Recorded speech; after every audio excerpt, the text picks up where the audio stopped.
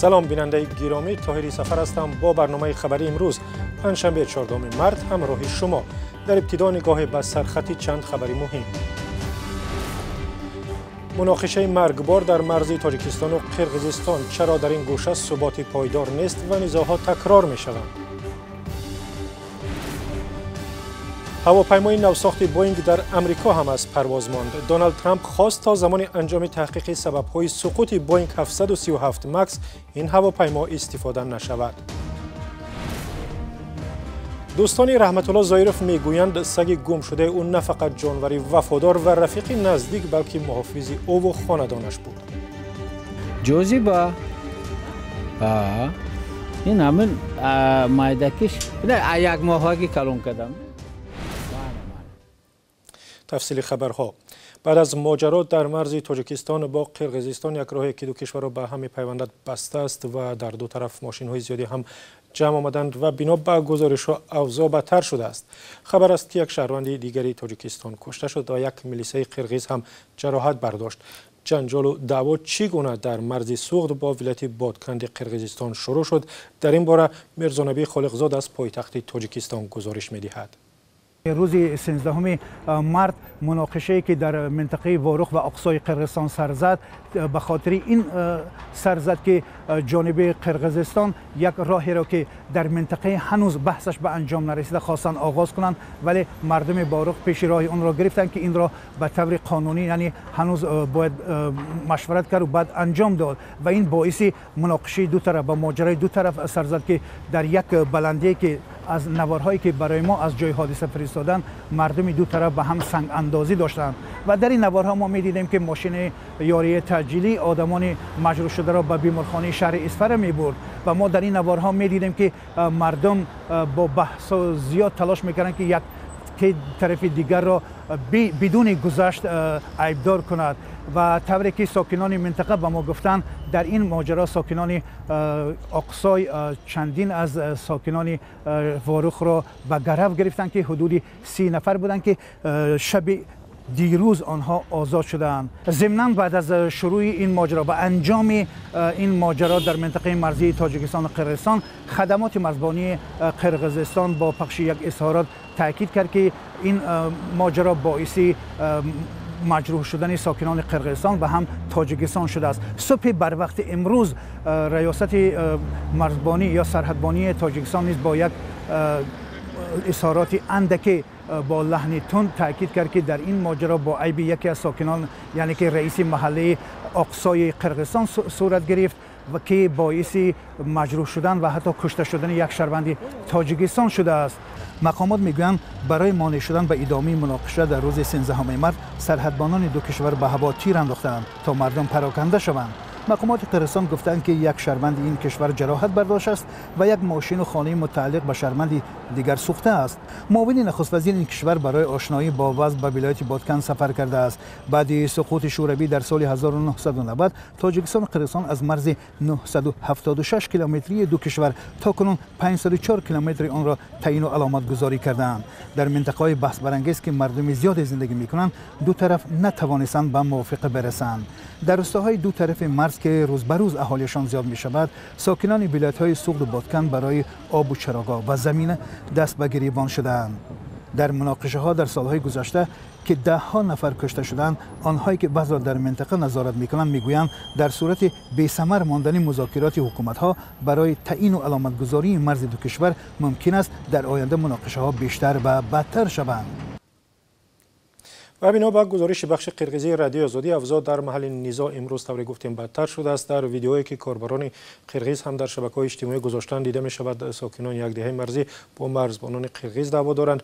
همچنین برای راه ندادن به مناقشه مرزبانان تاجیکستان و قرقیزستان به هوا تیر انداختند تا مردم جمع آمده پراکنده شود.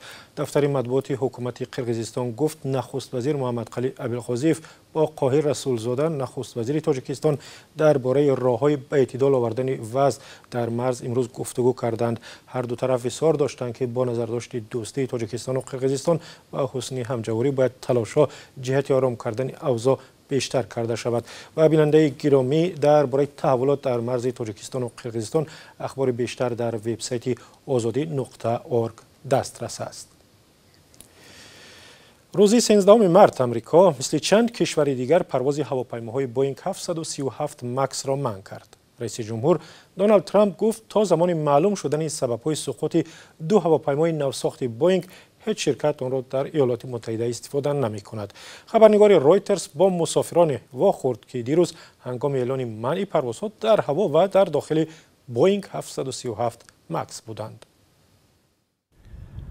بعضی مسافران که 13 مارت توسط هواپیمای بوینگ 737 مکس به واشنگتن آمده بودند میگویند اگر میدانستند که وضع چگونه است احتمال از پرواز خودداری میکردند. ما نمیدونستیم که با کدام نوع هواپیما پرواز میکنیم. نزدیک زمان نشست بود که از فرمان آگاه شدیم. با فکرم اگر ما هم مثل بریتانیا دیروز پرواز بوینگ 737 مکس را منع میکردیم بهتر می بود. به هر حال خوب است که حاضر این تصمیم گرفته شد. من میخواهم دانم که چرا مقامات دیروز مخالف بودند و امروز موافقت کردند. منتظر میشویم.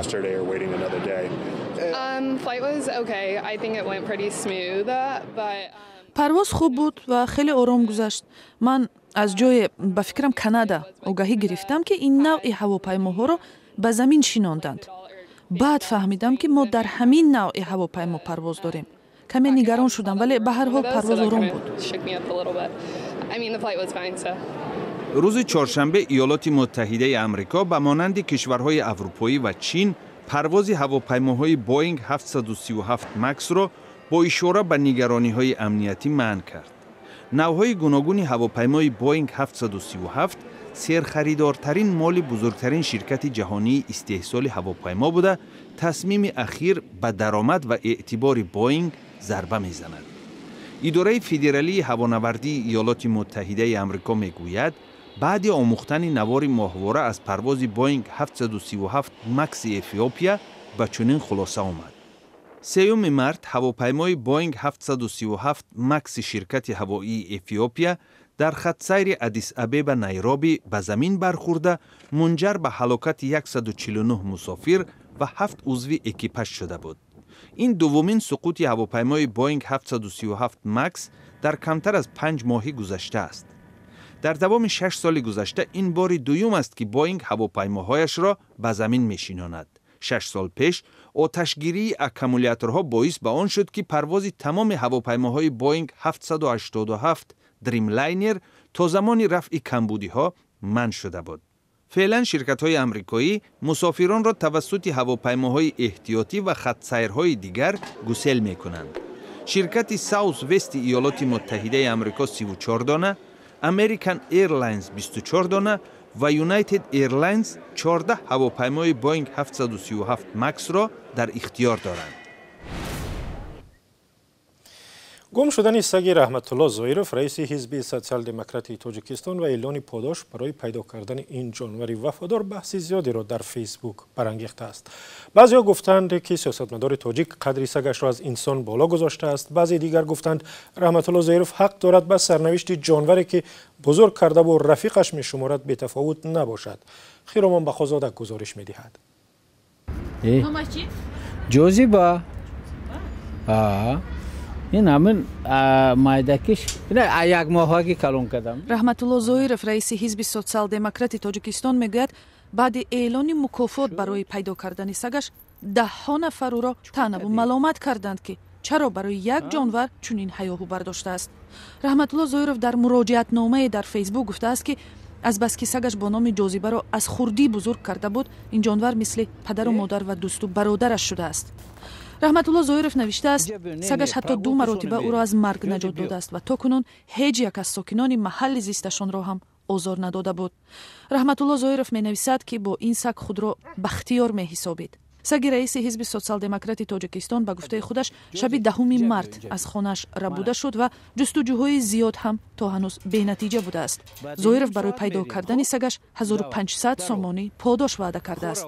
محمود اودینایف یکی از دوستان زویرov که در جستجوی سگ به او کمک میکند روز 14 مارت در صحبت با رادیوی آزادی چنین گفت: بیچاره می استاد تو سر این میگردد خیلی وای خیلی بلا میدونید تخصصی داره بیچاره که دیگر داده میشود و همون حق آموزش نگی بود هم باید میگردون هم مویلی بهترین بود که هم کس باید نزدیک نمیشود.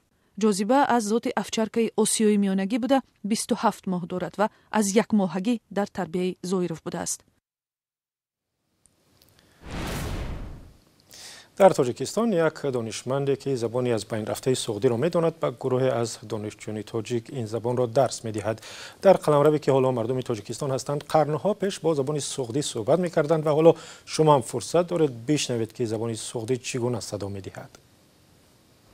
این نامه پر از درد میوانی یک زن سوغدی است که 1800 سال پیش به شوهرش نوشته است و در قطار چندین دستخطنامه های دیگر از حدود چین پیدا شده است. سالهای 1927 پیدا کردند و این رو بردن انگلیس و الان در بریتیش لایبرری انگلیس این دو نامه در دسترس است و توی این نمایش‌ها من عکس‌های این دو نامه رو آوردم که خواهید دید.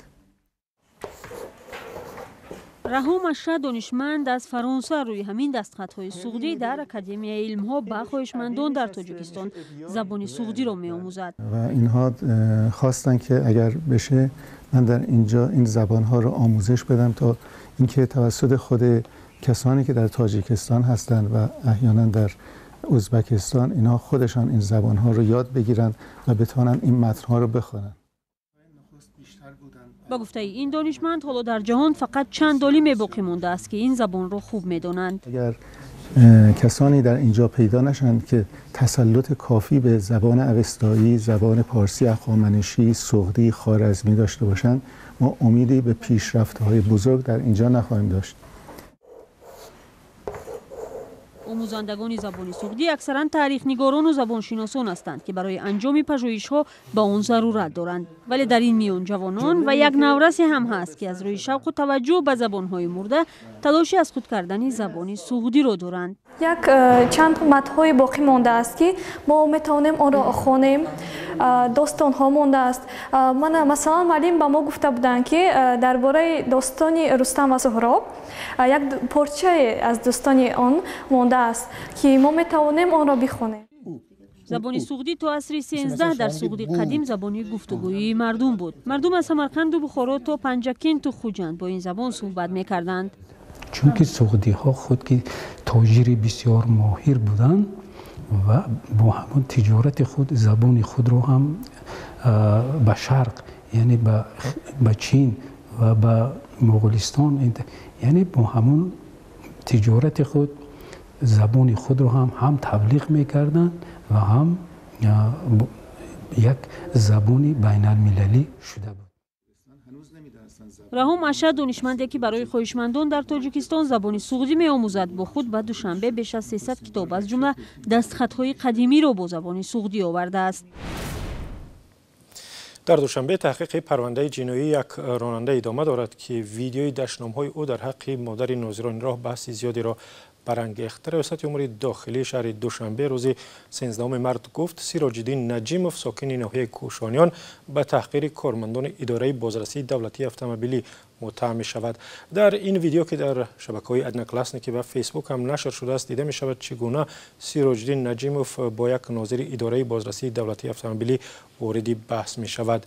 به نوشته ریاست کارهای داخلی در دوشنبه نجیموف روز 19 فوریه بعد نگاه داشتن ماشینش در پایتخت و کارمند ملیسا را دشنام‌های زیادی قبیح داده است. ویدیوی دعوای او در فیسبوک و ادناکلاسنیکی طوری که گفتیم بحثی زیادی را برانگیخت، ولی عین زمان کاربران گفتند گناه ناظران ملیسا هم هست که پیوسته رانندگان را با هر بهانه نگه می‌دارند و رشوه می‌گیرند. دادستانی ناحیه اسماعیلی سامانی شهر دوشنبه برای چنین رفتار که جنایتی سخت به حساب می‌رود روز 27 فوریه امسال به ضد سیراج‌الدین نجیموف با اتهام تحقیر نماینده حاکمیت در تاجیکستان پرونده جنایی باز کرده است. بیننده عزیز و گرامی، برنامه امروزی خبری به پایان رسید. سپاس که با ما بودید. خبر و گزارش‌های بیشتر را می‌توانید در وبسایت azadi.org بخوانید. ویدیوهای بیشتر در کانال آزادی ویدیو در یوتیوب